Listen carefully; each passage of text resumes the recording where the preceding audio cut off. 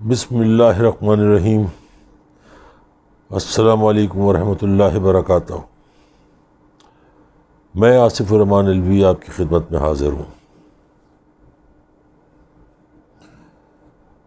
گوال منڈی سے جاتی عمرہ تک ایک سننے بڑا خوبصورت ہے۔ گوال منڈی جاتی عمرہ ایک ایسے خاندان کی کہانی ہے جو جتنا بھی بتایا جائے وہ کم ہے، اور سننے والوں کی تشریح بھی نہیں ختم ہوگی۔ میں آہستہ آہستہ اس چیز کو اس لیے بتا رہا ہوں کہ لوگ اپنے ذہن نشین کر لیں اس کو کہ سلسلہ کیا ہے، اور لوگ جو ہیں سیکھنا چاہیں وہ سیکھ بھی لیں۔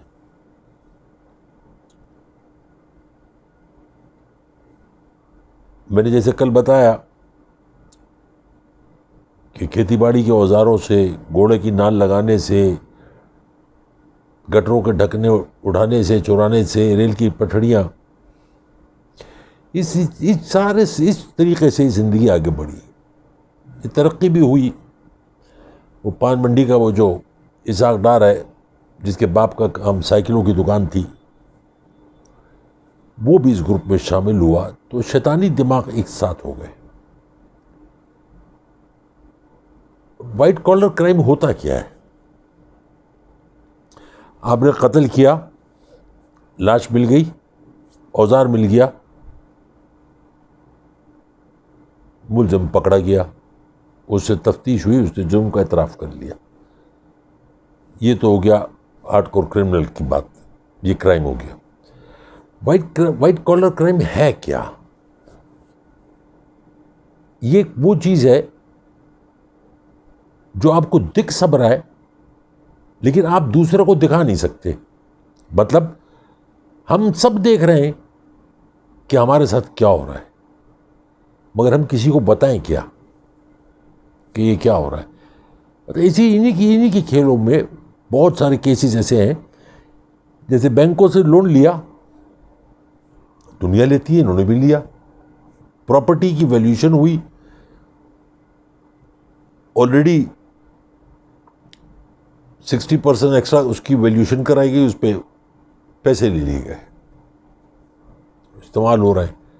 ایک دو قسطیں جمع کرائیں، اس کے بعد اپنے آپ کو ڈیفالٹر کرا لیا، پیسہ انہی کے پاس ہے، ڈیفالٹر ہو گئے۔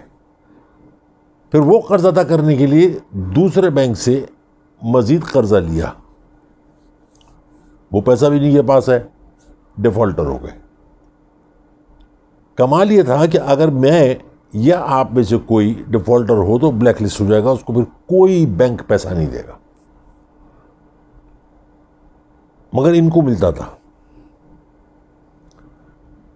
کیونکہ جو بڑے شریف صاحب میاں صاحب جو تھے، انہوں نے اپنے بچوں کو گر سکھا دیا تھا کہ ہر انسان کی ایک قیمت ہوتی ہے، اور جس کی قیمت نہ لگے وہ موت کو گلے لگاتا ہے۔ اس میں تمہارا کوئی قصور نہیں، تم نے قیمت دینے کی کوشش کی، وہ نہیں اس قیمت میں آیا، اس کو اور بڑھا کے قیمت دینے کی کوشش کی، وہ نہیں آیا، اس نے اپنی مرضی سے موت کو گلے لگا لیا، اس میں تمہارا کوئی قصور نہیں۔ اللہ کا حکم تھا، مروایا تم نے، لیکن اللہ کا حکم تھا۔ تو لوگ ڈرتے تھے، خوف زدہ تھے، یہ گھر کی تمام انفارمیشن رکھتے تھے، کتنے بچے ہیں، کون کہاں پڑھ رہا ہے، کیا کر رہا ہے، ساری معلومات ہو گئی۔ ڈیفالٹر ہو گئے، کسی بینک کی مجال نہیں سے پیسے مانگے، وہ ڈیفالٹ 10 سال تک چلا۔ بہت بڑے بڑے کیس ہیں ان کے، آپ کو آگے چل کے پتہ چلے گا۔ 10 سال بعد اس پراپرٹی کی ویلیو کئی گنا ہو گئی۔ کمال کا دماغ ہے نا۔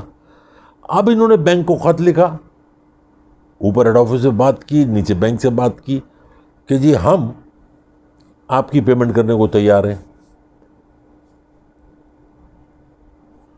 پرنسپل اماؤنٹ ہم آپ کو دیتے ہیں، 3 مہینے کا مارک اپ دیں گے۔ بینک کہتا ہے چلو ڈوبا ہوا پیسہ ہے، پرنسپل اماؤنٹ واپس مل رہا ہے، 3 مہینے کا مارک اپ بھی مل رہا ہے، جہنم میں جائے۔ اب وہ پراپرٹی کئی گنا زیادہ چکی، مثال کے طور پہ اگر وہ 5 کروڑ روپے میں گروی رکھوائی تھی، اب اس کی قیمت 60 کروڑ روپے ہے۔ تو 5 کروڑ 13-14 لاکھ 20 لاکھ 25 لاکھ وہ جمع کر کے وہ 50-60 کروڑ روپے کی پراپرٹی واپس لے لی، اس کو پھر دوسرے بینک میں رکھوا دیا۔ اس طریقے سے پیمنٹ جو ان کے پیسہ تھا وہ ایکومولیٹ ہوا۔ جنرل ضیاء الحق نے ان کو بہت سپورٹ کیا، فائنانس منسٹر سے چیف منسٹر بنا۔ اب چیف منسٹر بنا تو شیطانی دماغ تھا نا، اب کن چیزوں کن کو اپنے قابو میں کرنا ہے؟ پٹواریوں کو، وکیلوں کو،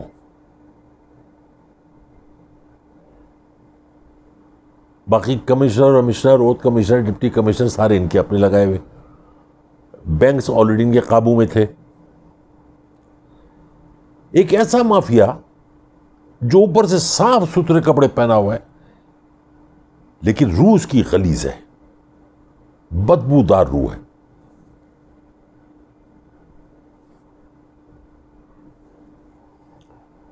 اس طریقے سے انہوں نے کافی لوگوں کو گھمایا، پیسہ آگے پیچھے، جس نے سوال کیا اس کو پہلے ڈرایا دھمکایا، اگر وہ اور اچھلا تو وہ اچھلا تو پھر پتہ نہیں کہاں اچھلا گیا۔ یعنی عجیب قسم کی سوچ تھی۔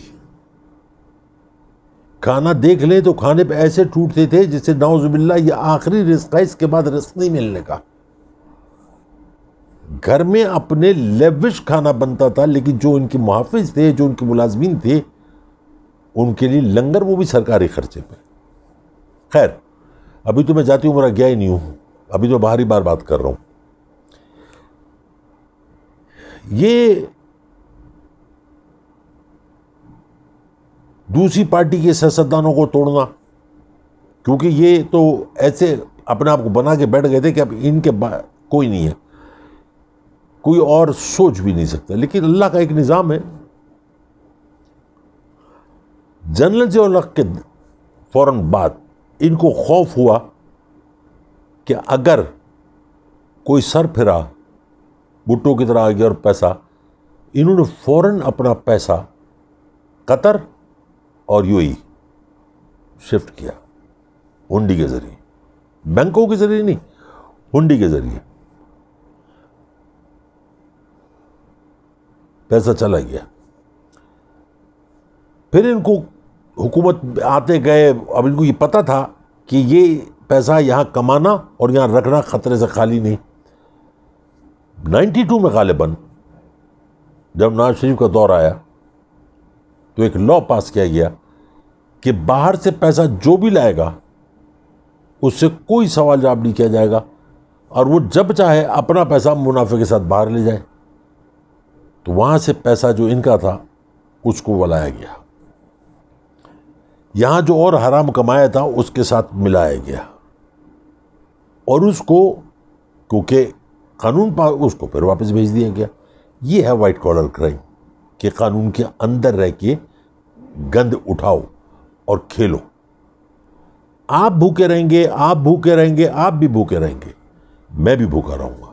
2 وقت کی روٹی مل جائے، تن ڈھانکنے کے لیے کپڑا مل جائے، باقی سارا مال ان کا۔ وہ کہاوت ہے نا، رام رام جپنا پرایا مال اپنا، وہ سارا پرایا مال ان کا اپنا ہو گیا۔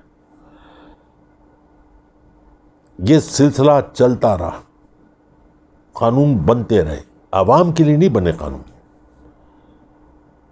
ان کے لیے بنے۔ مجھے یاد ہے ایک دفعہ میں جب یہ انہوں نے ایٹمی دھماکہ کیا تو مجھے میرے ایک جاننے والے تھے، ان کا فون آیا کہ علوی صاحب 2 دن بعد فارن ایکسچینج جو اکاؤنٹس ہیں وہ سیز ہو جائیں گے، تو آپ کے جو ڈالر والر پڑے وہ نکال لیں۔ تو میں پریشان ہو گیا، میرے پاس کوئی ڈالر ہی تھا ہی نہیں، میں کیا نکالوں؟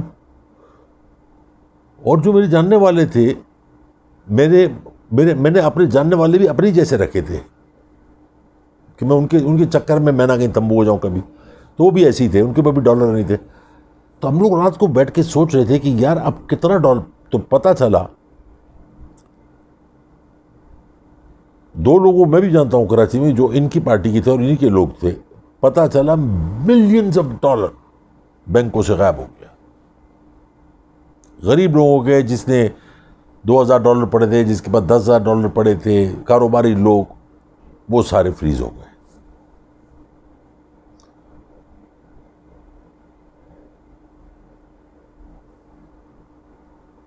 BCCI بینک کبھی نہیں ڈوبتا. آغا حسن آبدی ایک نفیس انسان تھا، UBL چھوڑ کے اس نے BCCI بینک بنایا. میں نے وہ منی لانڈرنگ میں ایسا انوالو ہوا کہ وہ ڈوب گیا، جبکہ اس نے اپنے بینک کو دنیا میں ٹاپ پہ لے آیا تھا. لیکن وہ ان کے ساتھ ہاتھ ملانا مہنگا پڑ گیا.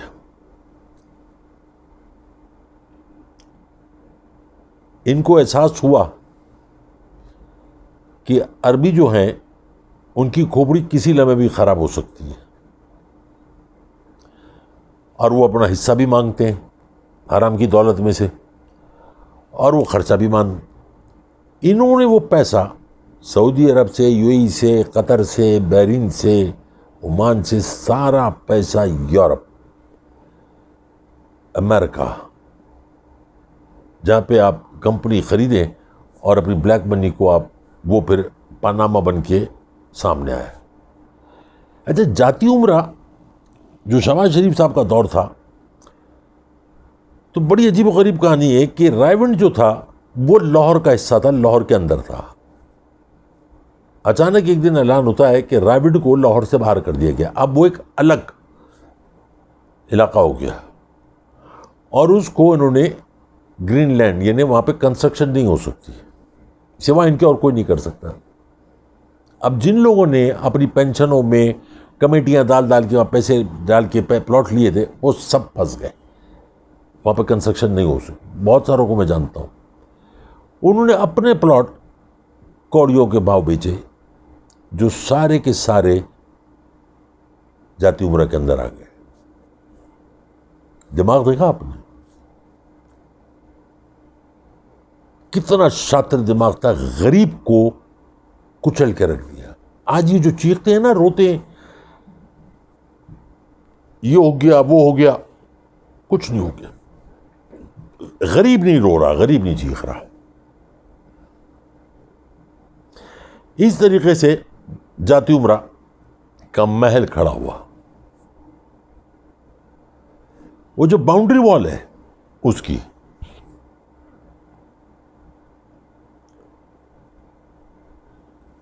ایک کنال کے گھر کی باؤنڈری وال بنتی ہے، اس پہ کتنا پیسہ لگ جاتا ہوگا؟ 6-7 لاکھ روپے. ہزاروں ایکڑ کے اوپر جو باؤنڈری وال ہے، اپنی جیب سے نہیں، سرکاری جیب سے 75-80 کروڑ روپے میں تیار ہوئی. اس طریقے سے جاتی عمرہ غریبوں کے زمینوں پہ بن گیا.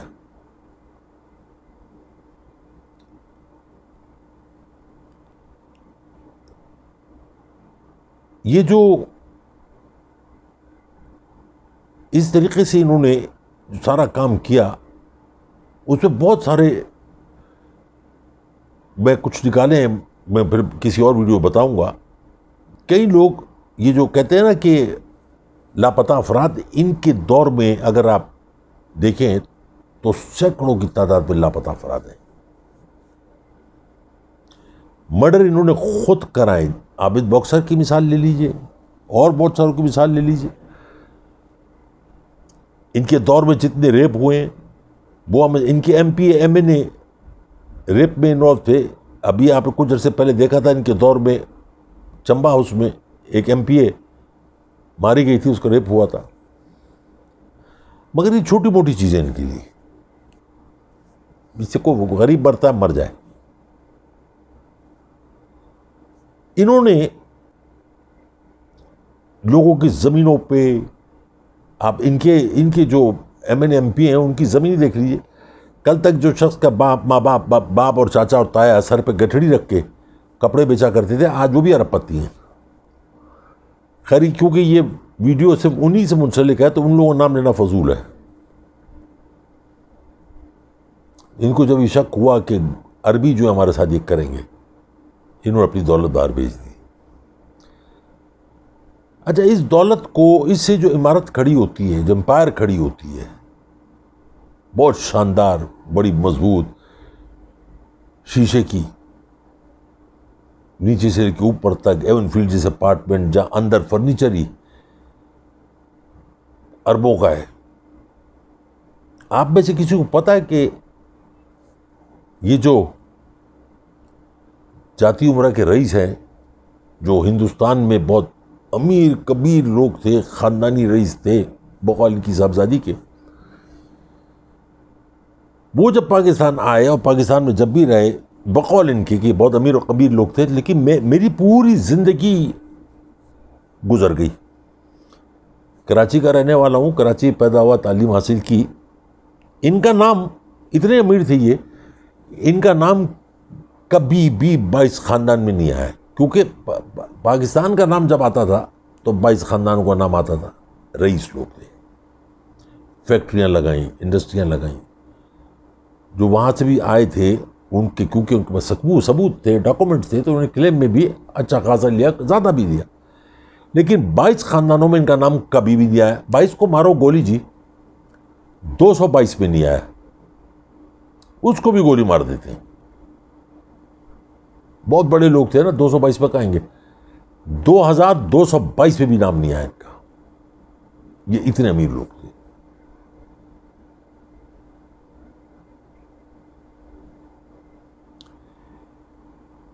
کسی کو معلوم ہے کہ ان کے ہر بر اعظم میں تو پراپرٹی ہے سب کا، لیکن کسی کو ان کی ورث معلوم ہے؟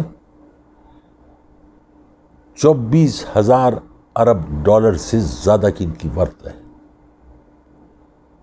ڈاکیومنٹڈ 24,000 ارب ڈالر سے زیادہ. یعنی دوسرے کو چیٹر، دوسرے کو فراڈ، دوسرے کو یہ وہ، دونوں لگے رہتے ہیں، مگر اتنی سے زیادہ ان کی ورث ہے. اس کی مثال میں ایسے دیتا ہوں آپ کو. آپ نے اکثر دیکھا ہوگا ساحل پہ بچے، بوڑھے، جوان لوگ، فیملی بیٹھ کے ساحل کی گیلی مٹی سے، ریت سے گروندے بناتے ہیں، بڑا زبردست بناتے ہیں، اور پانی کی ایک لہر آ کے وہ سب بہا کے لے آتی ہے. یہ دولت کا انبار، یہ سب کچھ جو حرام کا بنتا ہے، اس کے لیے ایک لہر چاہیے ہوتی ہے، اور وہ لہر اس وقت نیب کی ہے. آپ نہیں مانیں گے لیکن میرا ایمان ہے، اوپر ایسے لوگوں سے کام کرا دیتا ہے جس کا آپ سوچتے تصور نہیں کر سکتے. کبھی نہ کبھی تو پاکستان کی قسمت جاگ رہی ہے نا، کس کے ہاتھوں اللہ جانے. لیکن یہ ریت کا گروندے، ایک لہر، وہ لہر چل دی اپنی جگہ پہ، اور لہر کب بہا کے لے جائے گی یہ آپ بھی دیکھیں گے، میں بھی دیکھوں گا. اتنا وقت نہیں لگے گا. وہ الگ بات ہے کہ جلدی وقت آ جائے ہمارا تو وہ الگ بات ہے، لیکن اتنا وقت تو ضرور لگے گا کہ دیکھ لیں گے. اس سلسلے کو کل بھی جاری رکھیں گے. اب میں اپنے بچوں سے مخاطب ہوتا ہوں. آج کی جو بات میں کہہ رہا ہوں آپ لوگوں کو ذرا غور سے سنیے گا. کل میں نے ایک ایسا واقعہ دیکھا، میرا دل بہت رویا. میرے دوست کی طبیعت ٹھیک نہیں تھی تو میں اس کو وزٹ کرنے کے لیے گیا، تو میں نے گھر میں ٹینشن دیکھی. ماحول میں نے تھوڑا، ان کی بیگم کا انتقال ہو چکا ہے تو وہ اکیلے ہیں اس گھر میں. میں نے ان کے گھر میں تھوڑی ٹینشن دیکھی تو میں نے اپنے دوست سے پوچھا کیا ہوا، تو کچھ بولا نہیں، لیکن میں سب کچھ سمجھ گیا. میں نے اس کے بیٹے کو اور بہو کو بلایا اور میں نے کہا بیٹھ جاؤ، میری بات بکواس جو بھی میں کرنے لگا ہوں سن لو، اس کے 2 بچے بھی تھے چھوٹے. میں نے سن کے نکال کے پھینک دینا، لیکن کبھی زندگی میں یاد ضرور رہے گی میری بات. میں نے یہ جو تمہارا باپ ہے اور میں، ہم گزرا ہوا کل ہے، ہم آنے والا کل نہیں. ہم گزرا ہوا کل ہیں. یہ جو تمہارے بچے ہیں یہ آنے والا کل ہے.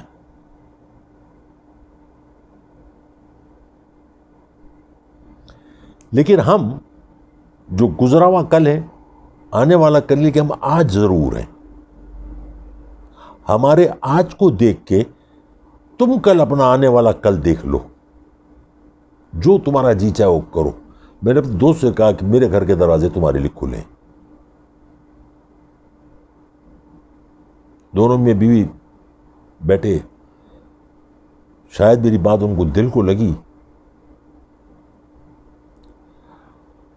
اور انہوں نے اٹھ کے اپنے باپ کو گلے لگایا اور کہا ہاں ٹھیک ہے، ہم سے غلطی ہوئی. وہ چلے گئے کہ آپ بیٹھے، میں آپ کے لیے چائے لاتی ہوں. جو میں نے اپنے دوست کو کہا کہ تم ان کے معاملات میں دخل کرنا بند کر دو. اب ان کی زندگی ہے، ان کے آگے بچے. اب یہ تمہارے بچے نہیں ہیں. اچھا کریں تو برا کریں تو اب ان کا مسئلہ ہے. ہم نے اپنا فرض ادا کر دیا. ہم نے کوئی احسان نہیں کیا ان کو پال پوس کے، جوان کر کے، تعلیم دے کے. لیکن جب تم ان کے معاملات میں دخل دیتے ہو تو یہ تم سے دور ہو جاتے ہیں. میں نے اپنے دوست کے کندھے پہ ہاتھ رکھا اور میں نے اس کو کہا ان کو ہماری ضرورت نہیں ہو سکتی. دیکھیں اس عمر میں ہمیں ان کی ضرورت ہو سکتی ہے. میں نے اپنی زندگی کو کسی کا محتاج نہیں رکھا.